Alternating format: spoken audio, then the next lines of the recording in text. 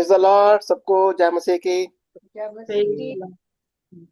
हमने यशायाह के 12 अध्याय कर लिए। 12 अध्याय तक हमने क्या देखा कि परमेश्वर ने यहोवा, जिसका नाम यहोवा प्रभु है, परमेश्वर है, जो इज़राइल को सिखा रहा है, बल्कि सब राजाओं को यह सिखा रहा है कि राज्य करने वाला वही है। जब उत्तरी राज्य और दक्षिणी राज्य आपस में मिलकर नहीं चल रहे, उत्तरी राजा ने, हालांकि दक्षिणी राजा यहूदा प्रभु का डर अभी भी था उनके अंदर, पर उत्तरी राजा ने आराम, जो सीरिया का राजा, उसके साथ मिलकर चढ़ाई कर देता है। किसके ऊपर? यहूदा के ऊपर। और यहां तक नहीं, वो सब वहां का, वो यहूदा के ऊपर अटैक करता है, पर यहां पर प्रभु का वचन आता है जो हमने पढ़ा था कि आहाज को कहा था कि तू मेरे से कोई चिन्ह मांग। क्या चिन्ह मांग? एक चिन्ह मांग। अगर नहीं, वो कहता मैं नहीं मांगता चिन्ह, मैं आप ही तुम्हें एक चिन्ह दूंगा। क्या? एक बालक, एक कुंवारी से बालक उत्पन्न होगा, पैदा होगा। क्या था वो चिन्ह? प्रभु आज दिखा रहा है कि मैं वो यहोवा हूं जो राज्य करता हूं। विश्वास करो कि मैं ही इस संसार में आने वाला भी हूं। विश्वास करो। अब ये उनको ये वचन दिया जा रहा था, पर लेकिन यहूदा ने तो विश्वास किया। पर लेकिन उत्तरी राज्य ने और आराम ने नहीं विश्वास किया। आराम का मतलब सीरिया। अब उनको दंड क्या मिला? अशूर का राजा। अशूर का मतलब, और उत्तर को ओर देखेंगे नक्शे के अंदर, अशूर आता, असीरिया जिसको बोलते हैं, उसको भेजता है। कहता मैं उसको लाता हूं। वो क्या करता है? वो जितना भी आराम का, इज़राइल का उत्तरी राज्य और इधर से मोआब और सब कुछ, वो सबके ऊपर वो फतेह कर लेता है। पर जीत लेकिन लेता है। घमंड से भर जाता है। घमंड से इतना भर जाता है कि यहूदा के अंदर जो दक्षिणी राज्य है, उसमें भी जाकर जेरूसलम के पहाड़ के ऊपर खड़ा हो जाता है। और घमंड से आप सोचता है कि मैं इनको सबको मैं नाश कर दूंगा। और प्रभु ने कहा कि कुल्हाड़ा क्या घमंड कर सकता है? जो कुल्हाड़ा चलाता है, क्या आरी घमंड कर सकती है जो आरी चलाता है?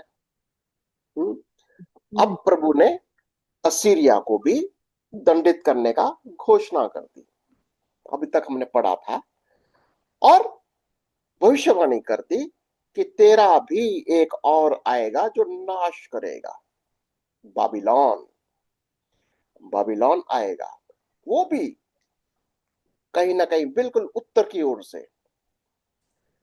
बाबिलोन, जो कहीं ना कहीं आज का इराक कह सकते हैं, थोड़ा सा वही एरिया लगता है। वो आएगा और वो तुमको, तुम्हें खत्म करेगा। कैसा खत्म करेगा?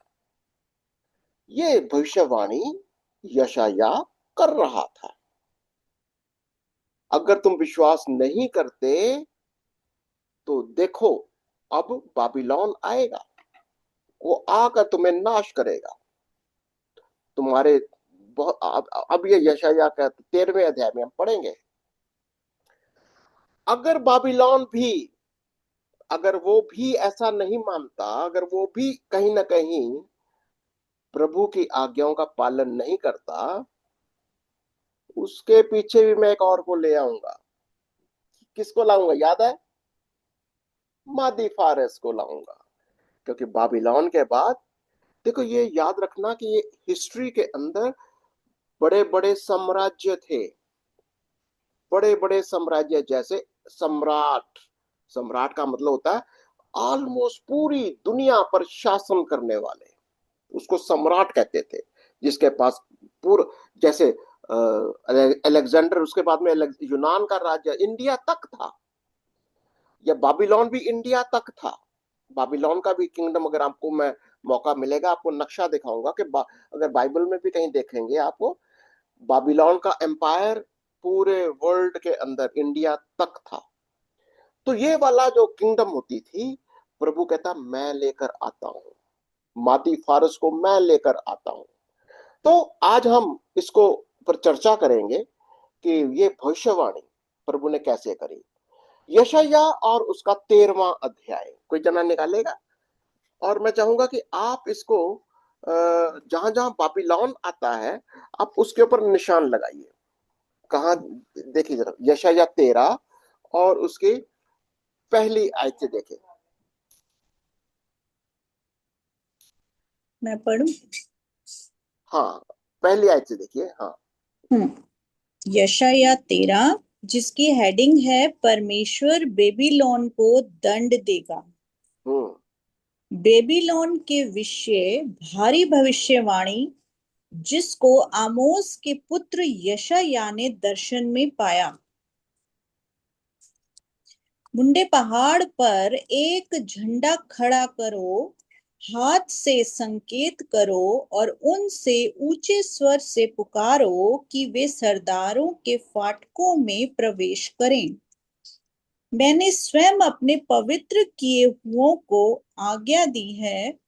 मैंने अपने क्रोध के लिए अपने वीरों को बुलाया है, जो मेरे प्रताप के कारण प्रसन्न हैं। किसको बोल रहा है? ये मेरे वीर हैं, ये मेरे चुने हुए हैं, ये मेरे बुलाए हुए हैं। किसको बोल रहा है? वो बाबिलोन को बोल रहा है। बिल्कुल वही बात जैसे वो अशूर को बोलता था, तुम मेरे हाथ में एक डंडा हो, एक मेरा इंस्ट्रूमेंट हो। अब बाबिलोन को बुला रहा है। कहता बाबिलोन को कहता है कि पहले तो एक ऊंचे पहाड़ पर झंडा खड़ा करो, उसके उसका झंडा ऊंचा कर रहा है। तेरे को मैं खड़ा कर रहा हूं, तेरे को मैं बुला रहा हूं। क्या करने के लिए? कि सरदारों के फाटकों में प्रवेश करो। जितने भी ये किंगडम्स हैं बाकी के, अशूर है, सीरिया है, इवन ये जो इवन यहूदा है, इनको भी ले लेता है। कहता है इनको भी थोड़ा करो जाए, बाबिलोन को कहता अटैक करो, इनके ऊपर आओ। क्या कहता हूँ इन, और उनको मैंने वीरों को बुलाया है जो मेरे प्रताप के कारण प्रसन्न है। ओके, फिर क्या होता है? पहाड़ों पर एक बड़ी भीड़ का सा कोलाहल हो रहा है, हम्म मानो एक बड़ी फौज की हलचल हो। हम्म राज्य राज्य की इकट्ठी की हुई जातियां हलचल मचा रही हैं। हम्म सेनाओं का यहोवा युद्ध के लिए अपनी सेना इकट्ठी कर रहा है। हम्म वे दूर देश से, आकाश की छोर से आए हैं। हाँ, यहोवा अपने क्रोध के हथियारों समेत सारे देश का नाश करने के लिए आया है। तो कौन है उसके हाथ का हथियार? बाबिलोन। उसने अब बाबिलोन को अपने क्रोध का हथियार बना लिया कि मैं इनको, ये सारे राष्ट्रों को जो जिन्होंने गलत काम किया है, आज्ञा का पालन नहीं किया, उनको वो नाश करता है। छठी आयत से। हाय हाय करो, क्योंकि यहोवा का दिन समीप है। वह सर्वशक्तिमान की ओर से मानो सत्यानाश करने के लिए आता है। किसकी इस ओर से आता है? सर्वशक्तिमान। सर्वशक्तिमान की ओर से। या परमेश्वर। ध्यान देना कि ये अभी प्रभु सिर्फ उनको एक ऑर्डर देता है, उनको एक कमांड देता है, एक हथियार बनाता है। जैसा बोला ना, मैं कुल्हाड़ी की तरह तेरे को इस्तेमाल करूंगा कि तू क्या कर, सत्यानाश कर, मैं तेरे को बुला रहा हूं। इस कारण पढ़ो। हम्म इस कारण सबके हाथ ढीले पड़ेंगे और हर एक मनुष्य का हृदय पिघल जाएगा हम्म और वे घबरा जाएंगे। उनको पीड़ा और शोक होगा, उनको जच्चा की सी पीड़ाएं होंगी। वे चकित होकर एक दूसरे को ताकेंगे, उनके मुंह जल जाएंगे। कितना कितना उनका आक्रमण होगा, कितनी बुरी तरीके से वो लोग अटैक करेंगे। दिखाई दे रहा, कहता कि ऐसे है कि लोग हिल जाएंगे। लोग घबरा जाएंगे, ये कह रहा है वो। देखो, हाँ, 9वीं। देखो, यहोवा का वह दिन रोष और क्रोध और निर्दयता के साथ आता है, कि वह पृथ्वी को उजाड़ डाले और पापियों को उसमें से नष्ट करे। ठीक है, बिल्कुल। मकसद क्या है? जो घमंड करेंगे, जो प्रभु की आज्ञा का विरोध करेंगे, उनको वो नाश करने के लिए किसी को खड़ा कर रहा है, जिसका नाम है बाबिलोन। बाबिलोन को खड़ा करता है, बुलाता है। हाँ, आगे। कि आकाश के तारागण और बड़े बड़े नक्षत्र अपना प्रकाश ना देंगे, और सूर्य उदय होते होते अंधेरा हो जाएगा, और चंद्रमा अपना प्रकाश ना देगा। क्या मतलब है इसका? ये इनकी जो आसमानी शक्तियां हैं, जिनकी ये पूजा करते हैं, चाहे वो सूर्य हो, चंद्रमा हो, कोई तारा हो, कोई भी आत्मिक शक्ति, कोई भी स्वर्गिक शक्ति, सबके सब कमजोर पड़ जाएंगे, वो अंधेरा हो जाएगा, ये कह रहा वो। कि यानी तुम, ये राजा लोग किसी की भी पूजा करते हो, कुछ भी हो, सबके सब क्या हो जाएंगे? अंधेर हो जाएगा। और क्या करेगा? मैं। मैं जगत के लोगों को उनकी बुराई के कारण और दुष्टों को उनके अधर्म का दंड दूंगा। मैं अभिमानियों के अभिमान का नाश करूंगा और उपद्रव करने वालों के घमंड को तोड़ूंगा। मकसद समझ में आ गया? मकसद क्या है? जो भी राजा, जो भी अधिकारी, जिसको प्रभु अधिकार देता है, अगर वो आज्ञा में नहीं है, आज्ञा का उल्लंघन करता है, घमंड करता है, प्रभु उसको नाश करेगा। ये है उसका। ओके। मैं।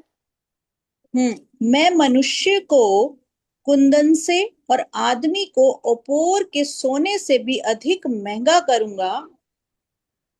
इसलिए मैं आकाश को कंपाऊंगा और पृथ्वी अपने स्थान से टल जाएगी। ये सेनाओं के यहोवा के रोष के कारण और उसके भड़के हुए क्रोध के दिन होगा। क्या मतलब है उसका? असल में ये लड़ाई है किसकी? प्रभु की का जंग किसके साथ है? जितनी भी आत्मिक शक्तियां हैं, जितनी भी आत्मिक शक्तियां हैं जो लोगों को पाप में गिराती हैं, जिसको हम शैतान कहते हैं, वो शक्तियां जो राजाओं को गलत रास्ते पर ले जाती हैं, जो लोग जान बूझकर या अनजाने में, जैसे भी है, राजा का जिम्मेवारी है वो, अगर वो गलत जाएगा, आज्ञाओं का उल्लंघन करेगा, कुछ भी, प्रभु उसको दंड देगा, ये कह रहा है वो। और चाहे वो आसमान की शक्तियां ही क्यों ना हो, मैं उनको हिला डाल लूंगा, ये कह रहा है वो। हम्म। वे ख... पास्टर जी, यहाँ पे ये जो अर्थव्यवस्था के बारे में बता रहे हैं ना, सोना अपोर और अधिक महंगा करूंगा। हाँ हाँ, right, very good, good, very good observation. ये उसका मतलब, तुम्हारी जो ताकत सोना चांदी में है, उसको भी मैं हिला डाल लूंगा। अगर आप, आज को भी खम पकाऊंगा। जो कई बार वो अर्थव्यवस्था के साथ भी जोड़ता है, अगर बाबिलोन को देखेंगे, इसको अर्थव्यवस्था के साथ भी वो जोड़ता है, कि जो अर्थव्यवस्था में, सोना चांदी में ज्यादा घमंड करते हैं, उसको भी वो तोड़ डालता है। ये आपका अच्छा ऑब्जर्वेशन है सर, सिमरन, वेरी गुड। हाँ। वे खदेड़े हुए हरिण या बिन चरवाहे की भेड़ों के समान अपने अपने लोगों की ओर फिरेंगे और अपने अपने देश को भाग जाएंगे। तो भगदड़, लोग भागेंगे। ठीक है। और क्या करेंगे? वो होगा क्या? जो कोई वह हाँ। जो कोई मिले वह बेधा जाएगा, और जो कोई पकड़ा जाए वह तलवार से मार डाला जाएगा। हाँ। उनके उनके बाल बच्चे उनके सामने पटक दिए जाएंगे, और उनके घर लूटे जाएंगे, और उनकी स्त्रियां भ्रष्ट की जाएंगी। तो प्रभु का दंड किसके द्वारा आ रहा है? बाबिलोन के साथ। बाबिलोन की का जो आक्रमण हो रहा है, इन लोगों के घर। देखो, प्रभु का अटैक किस, या आक्रमण या सजा कैसे हो रही है? तुम्हारी सिर्फ अर्थव्यवस्था ही नहीं, तुम्हारी जिंदगियां, तुम्हारे परिवार, तुम्हारे बच्चे, सबके ऊपर प्रभु का दंड आ रहा है, ये कह रहा हूं। और देखो, अभी देखो। देखो, अब ये भी समझ में आ गया कि जब इन्होंने इतना ही उपद्रव कर दिया, थोड़ा सा प्रभु ये भी देख रहा होगा कि तुमको थोड़ी सी भी दया नहीं आई। प्रभु ये भी देखता है, तुमने बच्चों को क्यों मारा, तुमने उन लोगों को क्यों मारा जो असहाय थे। तुमको मैंने क्या कहा था, जो पापी हैं उनको नाश करो। तुमने क्या किया, तुमने बच्चों को भी मार डाला, तूने उनको भी मार डाला जो कमजोर थे, असहाय थे, जो मिला तुमने सबको मार डाला। हम्म। अब बाबिलोन, तेरे ऊपर भी दंड आएगा। देखो यहां पर प्रभु बहुत क्लियर है। जब वो अथॉरिटी देता है किसी को, इसका मतलब ये नहीं है कि कोई उसका नाजायज फायदा उठाए। जब वो नाजायज का मतलब, तुमने लाचारों को, बच्चों को, स्त्रियों को, कमजोरों को, उनको भी मार डाला। अब क्या हुआ, अगली आयत देखो, वर्स 17, 17वीं आयत में देखो। देखो, मैं उनके विरुद्ध मादी लोगों को उभारूंगा, जो ना तो चांदी का कुछ विचार करेंगे और ना सोने का लालच करेंगे। क्या दिखा रहा है यहाँ पर, बाबिलोन, बाबिलोन के राजा, क्योंकि तुम तो सोना चांदी के पीछे भी भाग रहे हो, तुम तो लोगों के घरों को लूट रहे हो, सोना चांदी इकट्ठा करके वो लालच भी करते हो। तुम्हारे भी विरुद्ध मैं एक को लाऊंगा, और उसका नाम है मादी फारस। हिंदी में यहाँ पर लिखा है मादी लोगों को, जैसे अंग्रेजी में बोलता है मेडेस। जो, अगर आप आज का ईरान देखते हो, ईरान के बगल में मादी है, मादी फारस, वो किंगडम थी। मैं उनको लेकर आऊंगा। तो वो एक और दूसरे, इसका मतलब बाबिलोन के बाद एक और किंगडम आएगी, जिसका नाम होगा मादी फारस, या मादी बोल सकते हो। ओके, मैं मादियों को लाऊंगा, उभारूंगा, और वो लोग ना तो चांदी का विचार करेंगे, ना सोने का लाल, तुम्हारी तरह वो लालची नहीं होंगे। इसका मतलब कहीं ना कहीं बाबिलोनियन सोने चांदी के लालची लोग भी थे। दंड आता है ना उनके ऊपर भी। जो लालच कर रहा है उसको भी दंडित, कहता मादी लोग बिल्कुल लालच नहीं करते। पर लेकिन उनके बारे में सुनो जरा क्या कहता है। वे तीरों से जवानों को मारेंगे और बच्चों पर कुछ दया ना करेंगे। ओहो, ये भी वो कुछ ऐसे ही है। ओके। वे लड़कों पर कुछ तरस ना खाएंगे। वे भी हम्म। जो सब राज्यों का शिरोमणि है और जिसकी शोभा पर कसदी लोग फूलते हैं, वे ऐसा हो जाएगा जैसे सदोम और अमोरा, जब तो परमेश्वर ने उन्हें उलट दिया था। तो बाबिलोन का क्या हालत होगा, जैसा सोदोम और गोमरा को मैंने किया, आग से नाश किया था सोदोम गोमरा को, तुम्हारे को भी मैं ऐसे ही नाश करूंगा। और मादी, सॉरी, ये यहाँ मादी फारस लोग, ये लोग आएंगे, और इसका मतलब बाबिलोन का भी अंत मैं ऐसे ही करूंगा, ये कह रहा वो। ओके। ब्रदर जी, पास्टर एक जी, एक ये जब ये लोग जैसे जैसे आ रहे हैं, पहले तो हम्म। प्रभु इनको ला रहा है और बाद में ये आज्ञा ना मानने के कारण इनका ये हाल हो रहा बिल्कुल, बिल्कुल, अथॉरिटी यही है। जजमेंट, जजमेंट कैसे आती है, पहले अथॉरिटी देता है, पहले राजा बनाता है। तुम नहीं करते काम प्रभु का आज्ञा के अनुसार, नहीं चलते, तुम्हारे को भी नीचे गिराया जाएगा। देखो क्योंकि अभी प्रिंसिपल बड़ा। बोलो। Yes Manju. Please please complete करिए ब्रदर जी, प्लीज, फिर हाँ मैं जी। बोल दूँ। आप कंप्लीट कीजिए पहले सिस्टर जी की बात को।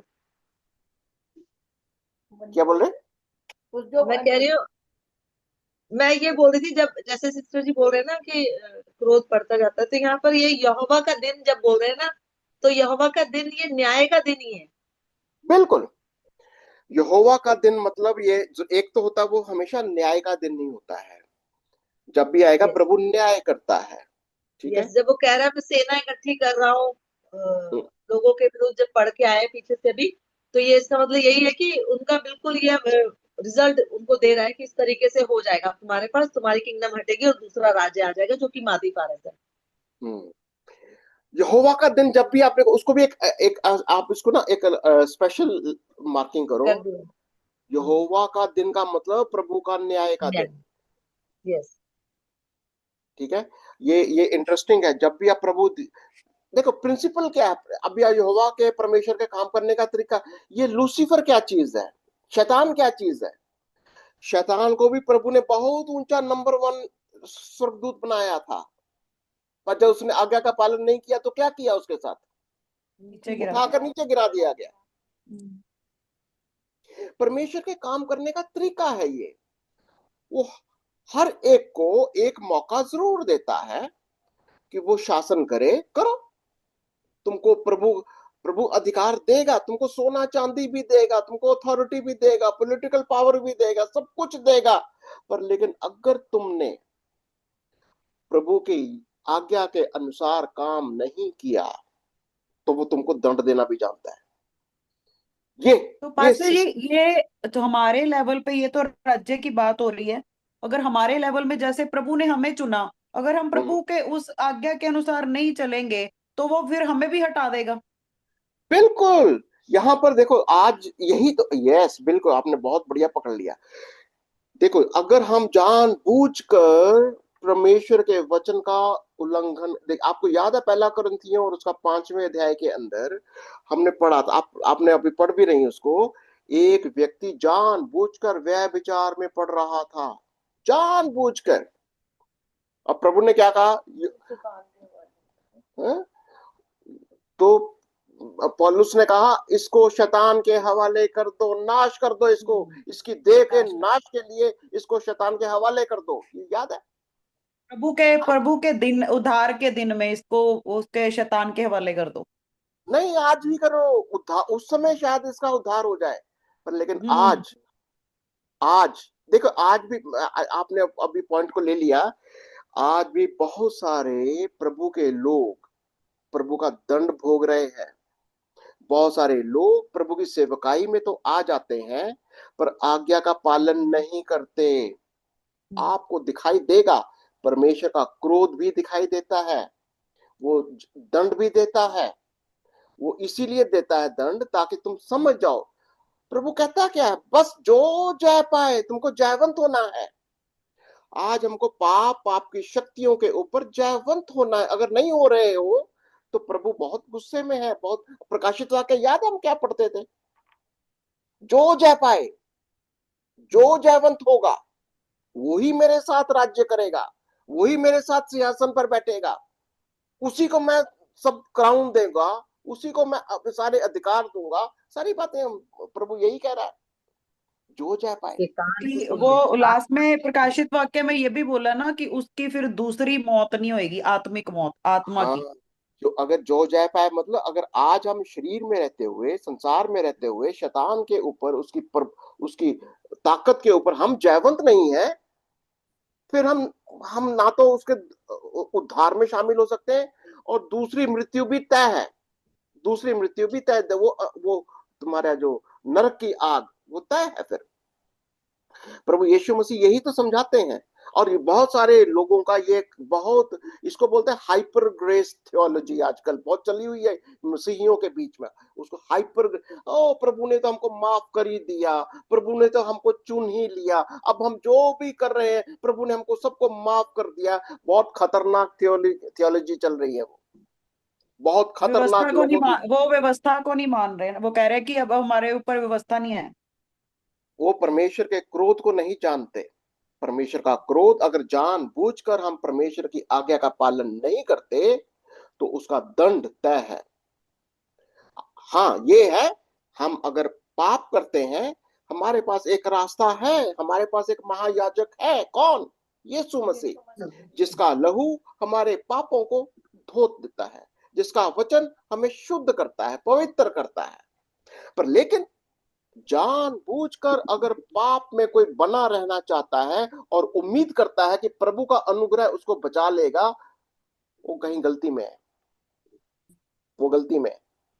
जानबूझकर पाप में बने रहने का मतलब परमेश्वर का क्रोध का वो इंतजार कर रहा है। तो पास्टर जी, वो तो सारा पुराने नियम में सभी को ही उसका भोगना पड़ा। दाऊद को, जैसे सोलेमान को, मूसा को, अब्राहम को, जिन्होंने गलती की, वो इतने धार्मिक थे, तब भी जब हम्म, उन्होंने गलती की तो उनका प्रभु ने न्याय किया है उनका। बिल्कुल। मूसा को भी बोला था तू कनान देश में दाखिल नहीं हो पाएगा हाँ, एक गलती की नहीं हो वजह से। पाए। बिल्कुल। यस, बिल्कुल प्रभु का दंड आता है। देखिए, आज नए नियम में और पुराने नियम में सिर्फ इतना फर्क है कि आज हमारे लिए यीशु मसीह हमारा उद्धार करता महायाजक, जो अपने लहू के द्वारा हमें माफ करता है, शुद्ध करता है। हमें करना क्या होता है? हमें सिर्फ अपने पापों का अंगीकार करना होता है। अगर हम अपने पापों को मान लेते हैं, अपने गुनाहों को मानकर हम क्षमा मांगते हैं, दूसरों को भी क्षमा करते हैं, तो हम उसके क्रोध से बच जाते हैं।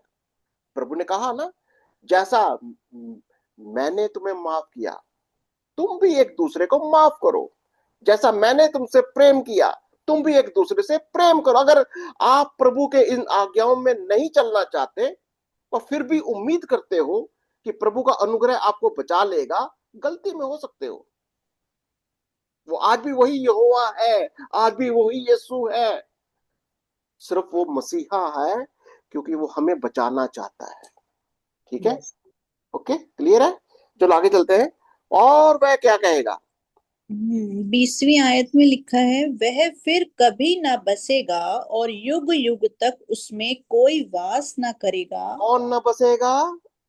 बाबिलोन की बात कर रहा है। बाबिलोन, यस। तेरे ऊपर मैं मादियों को लाने वाला हूं, तुम्हें ऐसा नाश करेंगे कि तू दोबारा, तेरे अंदर कुछ भी नहीं दिखाई देगा, तेरे अंदर कोई लोग नहीं। हाँ, आगे चलो।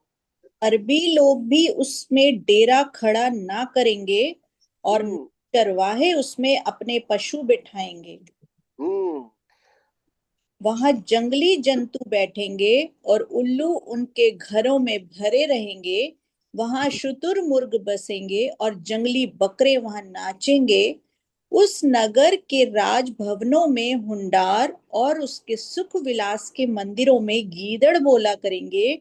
उसके विनाश का समय निकट आ गया है और उसके दिन अब बहुत नहीं रहे। तो ये भविष्यवाणी यशायाह ने बाबिलोन की कर दी, जो राज्य अभी तक आया भी नहीं था। अशूर की भविष्यवाणी कर दी, जो अभी तक वो चल रहा था, अशूर का राज्य चल रहा था, उसकी भविष्यवाणी कर दी, तेरा अंत ऐसे होगा। तो कैसा परमेश्वर है कि वो अपने लोगों को गुलामी में जाने देता है? कैसा? जैसे ये इजरायली लोग, यहूदा के लोग, क्योंकि परमेश्वर के आज्ञा का पालन नहीं करते, किसके अधीन कर देता है उसको? बाबिलोन के। क्यों?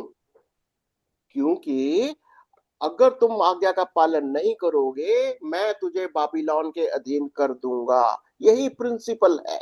आज देखो, अभी हम बात कर रहे थे, अगर आज मसीही लोग भी अगर परमेश्वर के आज्ञाओं का पालन नहीं करते, प्रभु ने ए हमारे बाप की याद है दुआ, ए हमारे बाप तू जो आसमान पर है, तेरा नाम पवित्र माना जाए, तेरा राज्य आए। फिर आगे जाके कहता है, जैसे हम अपने अपराधियों को क्षमा करते हैं, तू भी हमारे अपराधों को क्षमा कर। यानी जिस तरीके से हम अपराधियों को क्षमा करते हैं, अब स्टैंडर्ड हमारे ऊपर है, हमको अपने अपराधों को क्षमा चाहिए कि नहीं चाहिए? तो जैसे तुम, यानी जैसे हम अपने अपराधियों को क्षमा करेंगे, प्रभु भी हमको वैसे ही क्षमा करेगा। और अगर हम अपने अपराधियों को क्षमा नहीं करते, तो उम्मीद मत करो कि परमेश्वर आपको क्षमा करेगा। और बड़ा क्लियर है, अगर तुम आज्ञा का पालन नहीं करोगे तो क्षमा नहीं पाओगे। जैसे इज़राइल और यहूदा आज्ञा नहीं माना, बाबिलोन की अधीनता में जाता है। पर लेकिन जैसे ही वो आज्ञा का पालन करते हैं, जैसे ही वो समय उनका पूरा हो जाता है, वो अपने प्रभु को बुलाते हैं, उसको छुड़ा भी लेता है। ये बात देखो, प्रिंसिपल को समझना है कि प्रभु इनको बंदियों से छुड़ा भी लेगा। ये 70 साल की गुलामी में बाबिलोन की अधीनता में चले जाते हैं, पर लेकिन जब समय पूरा होता है, उनका दंड का समय पूरा होता है, वो प्रभु को पुकारते हैं, उनको वो गुलामी से वो छुड़ा भी लेता है। प्रिंसिपल वही है। अगर हम अगला अध्याय 14वां अध्याय हम पढ़ेंगे, तो वो बाबिलोन से, वो कहता बंधुआई से वो लौटा भी ले आएगा। कैसे? देखो हमें हमने याद रखा है वो द रेमनेंट, रेमनेंट का मतलब होता है शेष लोग, बचे हुए लोग, कुछ लोग जो प्रभु पर विश्वास करते हैं। रेमनेंट को आप मार्क कर रहे हो ना अपने बाइबल में कहीं ना कहीं, शेष लोग। कौन लोग शेष? जो लोग विश्वास करते हैं, जिन्होंने यहोवा पर विश्वास किया, जिन्होंने उस पुत्र पर विश्वास किया, जो आने वाले मसीहा पर विश्वास किया, उनको बचा लेता है। और ये टॉपिक हम कल करेंगे 14वें अध्याय के साथ, कि यीशु मसीह बंधुआई से भी छुड़ा लेता है। अगर आप किसी भी किस्म की बंधुआई में हो, अगर आपको लगता है कि शैतान का आपके ऊपर किसी भी तरीके से आपको बंधुआई में रखा हुआ, चाहे कोई भी आपकी बंधुआई हो, कोई नशा है, कोई कमजोरी है, कोई आपका चरित्र खराब है, आपका जीवन खराब है, आप शैतान के कब्जे में हो, उसकी गुलामी में हो, प्रभु आपको छुड़ाना चाहता है। आपको शैतान के हवाले इसीलिए करता है क्योंकि जब हम आज्ञा का पालन नहीं करते। अगर आप आज भी प्रभु यीशु मसीह को अपनी पापों का, सिर्फ पापों का अंगीकार करना है, कि प्रभु से कहना है कि प्रभु यीशु मैं पापी हूं, हे परमेश्वर मैं पापी हूं, प्रभु आज आपको भी उस बंधुआई से छुड़ाने के लिए आज भी तैयार है। ये वही यहोवा है, ये वही मसीहा है जिसने बाबिलोन की कैद में सारे इजरायलियों को भेजा था 70 साल के लिए, और प्रभु उनको छुड़ाता भी है। वो छुड़ाने वाला, ही इज अ रिडीमर, वो छुड़ाने वाला परमेश्वर यहोवा भी है। प्रभु आपको भी छुड़ाना चाहता। अगर आपका कोई भी प्रार्थना का इश्यू हो, कुछ भी आपकी समस्या हो, अगर आप समझते हो कि आपका जीवन में कोई भी बदलाव नहीं आ सकता, आप कुछ ऐसे शैतान की, संसार की शक्तियों के कैद में हो, यीशु मसीह आपको छुड़ा सकते हैं। हम आपके लिए प्रार्थना भी करेंगे, और अगर आपका कोई प्रार्थना का विषय है, जरूर अपने कमेंट्स में लिखिए, और इस वीडियो को ना सुनिए ही नहीं, दूसरों को भी बताइए कि आज हमारा जीवन हमें शैतान के हवाले, उसकी कैद में नहीं रखना। प्रभु आपको छुड़ाना चाहता है, और आपके लिए हम प्रार्थना भी करेंगे। धन्यवाद, धन्यवाद जीवित और सामर्थ्य पिता प्रभु जी। धन्यवाद के साथ प्यारे पिता परमेश्वर, हम सब अपने सरों को आपके समक्ष झुकाते हैं पिता। विशेषकर धन्यवाद देते प्रभु आज के सुंदर दिन के लिए खुदावन, जिसमें आप हमें अपनी समीपता में लेकर आए प्रभु। बहुत सारे ऐसे जीवन होंगे खुदावन जिन्होंने आज के दिन को नहीं देखा होगा पिता, लेकिन आपने अपनी दया को हम पे बना के रखा पिता। प्रभु जी मैं धन्यवाद करती प्रभु कि आप हमें यहाँ से सही सलामत अपने उस पवित्र जगह में लेकर गए प्रभु, और लेकर लौटाकर वापस लाए और बहुत सारी चीजों को सिखाया प्रभु। हम आपका धन्यवाद करते हैं। विशेषकर मैं इस समय प्रार्थना करती हूँ अपने मिनिस्ट्री के ग्रुप के लिए प्रभु जी, जो यशायाह की स्टडी कर रहे हैं प्रभु प्यार पिता परमेश्वर। सच में खुदावन प्रभु जी, जब हम इस बात को देखते हैं कि यहोवा का दिन निकट है प्रभु, तो सच में हमारी रूह कांप जाती है, क्योंकि हमें लगता है अभी तक हमने कुछ नहीं किया प्रभु। होने दे खुदावन प्यार पिता परमेश्वर कि हम अपने समय को पहचाने प्रभु। जैसे दाऊद ने अपने भजन में कहा है कि खुदावन तो हमें दिन गिनने की समझ दे पिता। प्रभु ऐसे ही हम भी चाहते हैं प्रभु, तो हमें समझ अक्ल और दनाई दे प्रभु जी, क्योंकि हम दिन प्रतिदिन प्रभु तुझ में बढ़ना चाहते हैं प्रभु। तेरे वचन को खोजना चाहते हैं प्रभु, तेरे वचन में बनना चाहते हैं प्रभु। प्रभु चाहते हैं प्रभु तेरी ऊंचाई, लंबाई, गहराई, चौड़ाई प्रभु हम सब जाने प्यार पिता परमेश्वर। ऐसा ना हो कि हम किसी एक बात से प्रभु वंचित रहने पाए पिता। मेरे प्यार पिता परमेश्वर प्रभु जी, हम दुआ करते हैं प्रभु अपने ग्रुप के सभी भाई बहनों के लिए प्रभु जी, जो इस समय जुड़े हुए हैं प्रभु, ऑनलाइन भी हैं प्रभु जी। एक एक पे तेरी आशीष हो प्रभु।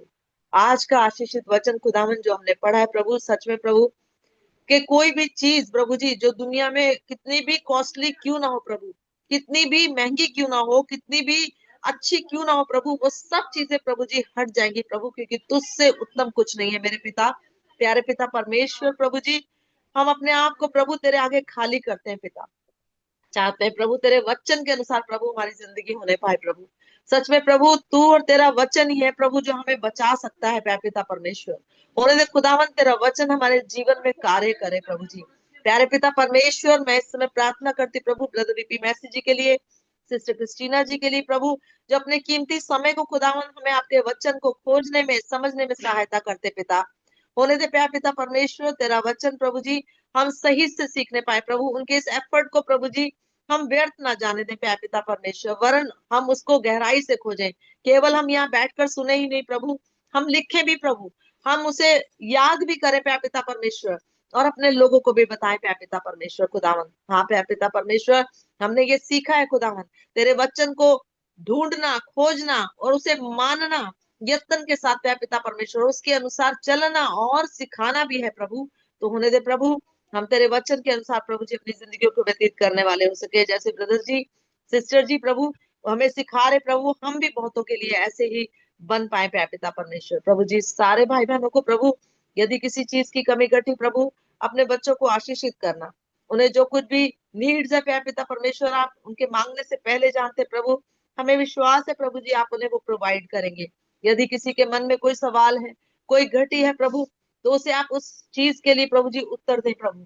तेरा ये वचन जो आज हमने पढ़ा है प्रभु, इसे हम दोबारा से मनन करें। हाँ प्यारे पिता परमेश्वर, तेरे उस दिन के लिए हम लोग तैयार हो जाए खुदा। तूने ये वचन प्रभु बेबीलोन को नहीं सुना है प्रभु, तूने हमें सुना दिया है प्रभु, और हमारे दिन की घोषणा कर दी है प्यारे पिता परमेश्वर। हमें अपने आप को धोना है, साफ करना है प्रभु, और तेरे वचन के अनुसार चलना है। जैसे ब्रदर जी ने कहा कि प्रकाशित वाक्य में लिखा था कि उसकी बात को सुनो, वचन से हम सुने प्यारे पिता परमेश्वर, अपने आप को तैयार करें। आत्मा हमसे क्या कह रहा है प्रभु, और हमें जय पाना है प्रभु जी अपने जीवन की उन घटियों पर, उन बातों पर प्रभु जी जो हमें कहती है यही सत्य है, बल्कि प्रभु हमें तू जो सत्य है प्रभु से जानना है। प्रभु जी ईमान के साथ इस दुआ को आपके पवित्र नाम से मांगते हैं खुदावन, हमारी सहायता और रक्षा करना जब तक हम दोबारा मिलते हो पिता।